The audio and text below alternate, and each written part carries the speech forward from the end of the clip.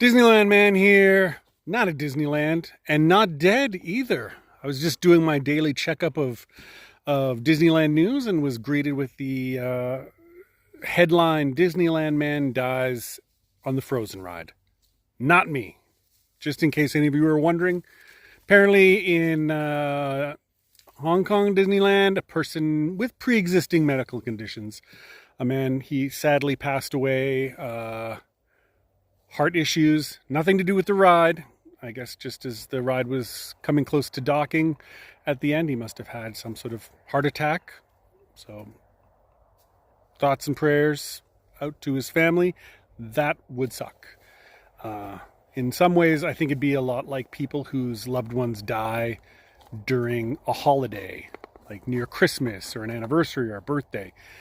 I don't think they can ever experience those holidays or special days the same way again after that, because it's always going to link to losing their loved one. And I imagine it might be similar to families that have had people, sorry, mosquitoes or anyway.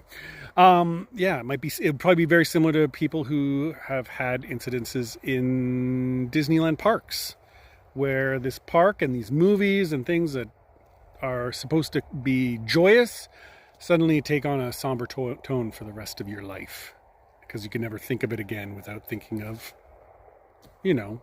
whatever happened. And there's been a lot of deaths. I shouldn't say a lot of deaths. Relatively speaking, there have not been a lot of deaths in the Disneyland park, but there have been a few.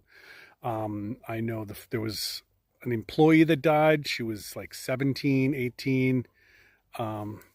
Carousel of Progress. She was the first employee death for Disneyland. I guess they didn't have guardrails, so when the carousel turned, she got crushed. And if you want to look it up on YouTube, obviously you don't see anything, but they do have a video where you can hear her scream, and it's very disturbing.